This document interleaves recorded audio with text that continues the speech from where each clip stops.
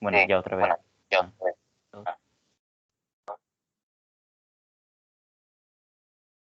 Nosotros somos el equipo 3 y vamos a hacer el pie de la mecánica y en el entorno. Escalares. Es la magnitud que se complementa por un valor numérico y por una unidad de medida. Algunos ejemplos son la rapidez, la distancia, la masa, el tiempo, la temperatura, entre otros. Vectorial. El vectorial es una factorial, se podría especificar como un segmento de línea recta.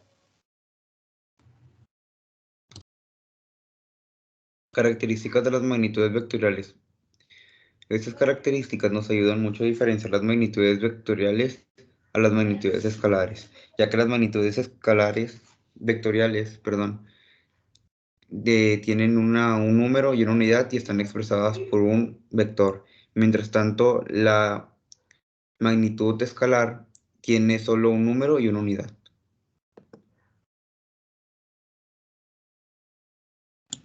Componentes rectangulares de un vector. Es como la suma de dos vectores mutuamente perpendiculares en las direcciones de los ejes de coordenadas. Estos dos vectores sumados reciben el nombre de componentes rectangulares del vector dado.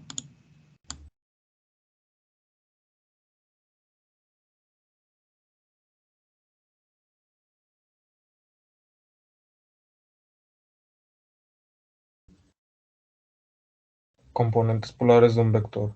Es considerar el uso de herramientas matemáticas que quizás ya sepa que se usan ampliamente para resolver triángulos rectángulos. Análisis gráfico del movimiento en una dimensión. Cuando un objeto se mueve se puede observar tres tipos de movimientos diferentes. La traslación a lo largo de alguna dirección variable pero definida, la rotación del cuerpo alrededor de algún eje y la vibración. Análisis del movimiento en una dimensión desde el punto de vista de las leyes de Newton. En la primera ley de Newton es aplicar la fuerza neta al objeto. Esta daría 0 y esto no afectaría para nada la velocidad. En cambio, en la segunda ley no pasa lo mismo. Aquí al aplicar la fuerza sobre el cuerpo no llegaría a dar 0, ya que aquí sí llega a cambiar el valor.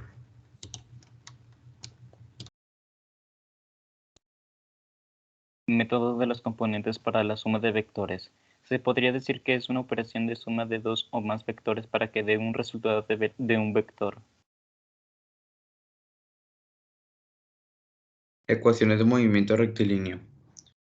El movimiento rectilíneo, mejor conocido como MRU, es muy extraño. Este movimiento, al dominarlo, nos servirá para entender movimientos más sencillos. Y el movimiento rectilíneo uniforme tiene las siguientes propiedades. Su aceleración es igual a 0. Aparte de esta, de su velocidad inicial, media e instantánea, siempre tiene el mismo valor. Y este movimiento, cuando su trayectoria es una línea recta y la velocidad es constante, es cuando se hace un movimiento rectilíneo.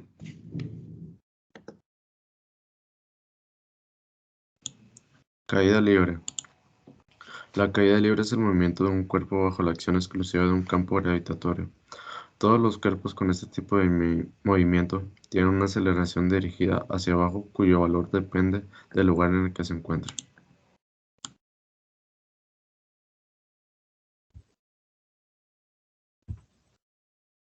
El tiro vertical. En física, el tiro vertical o lanzamiento vertical es un tipo de movimiento rectilíneo uniformemente acelerado o movimiento rectilíneo uniformemente variado. Como por ejemplo lanzar hacia arriba una pelota, se puede ver como la unión de dos movimientos del tipo uniformemente acelerado, uno de subida y el otro de bajada. Movimientos en dos dimensiones. No son considerados en línea recta. Esto quiere decir que se mueve simultáneamente a través de dos direcciones. Tiro horizontal es el movimiento que llega a suceder cuando un cuerpo se lanza desde una cierta altura. Este movimiento es paralelo a la superficie terrestre. Tiro parabólico. El tiro parabólico en sí se podría decir que es un movimiento resultado de dos uniones de movimientos.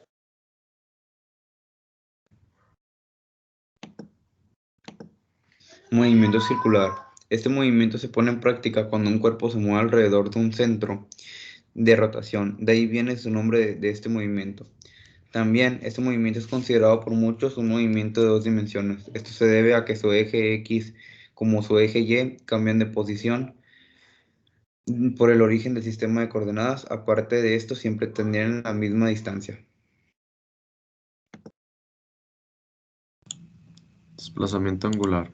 El desplazamiento angular de un cuerpo es el ángulo con el que se indica el giro de un elemento alrededor de un eje de rotación determinado, respecto a una orientación inicial y en un sentido específico.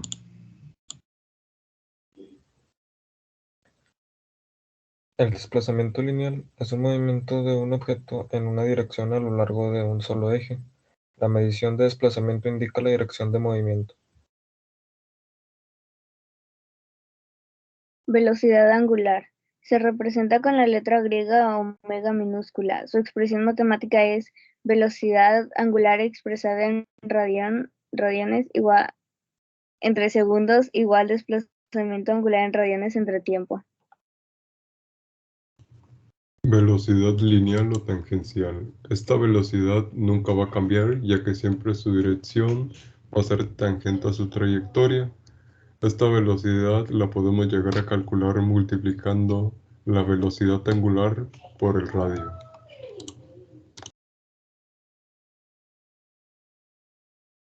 Fuerza y período. La fuerza son aquellas intersecciones recíprocas entre dos o más objetos y el período es el tiempo en que se forma. Fuerza y aceleración centrípeta. La aceleración centrípeta se da cuando se apunta exactamente hacia el centro de un círculo con una trayectoria circular. Una trayectoria circular es provocada cuando la aceleración centrípeta se dirige hacia el centro de rotación. A partir de esto se forma una trayectoria circular. Esta aceleración centrípeta está dada de las siguientes expresiones: en función de la velocidad tangencial y el radio de la circunferencia, en función de la velocidad angular y el radio de la circunferencia.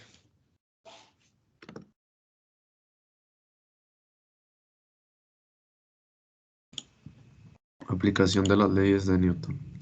No obstante, al estudiar los problemas típicos de la dinámica de la partícula, existe una serie de elementos que aparecen con frecuencia, individualmente o de forma combinada. Por ello conviene analizar con cierta extensión los aspectos fundamentales de estas aplicaciones, dejando la parte de problemas las combinaciones de diferentes elementos.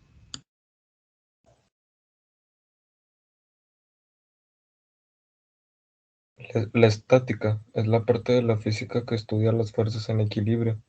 Si sobre un cuerpo no actúan fuerzas o actúan varias fuerzas cuyo resultante es cero, decimos que el cuerpo está en equilibrio. Si un cuerpo está en equilibrio significa que está en reposo o se mueve en línea recta con velocidad constante.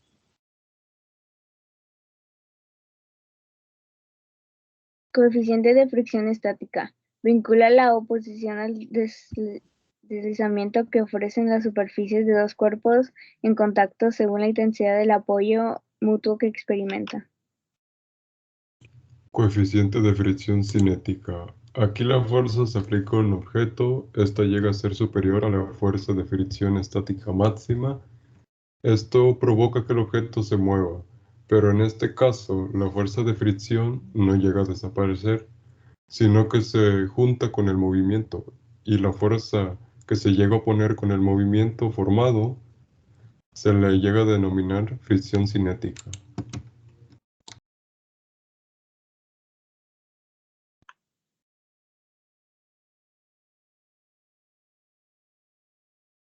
Eso es todo por parte del equipo 3.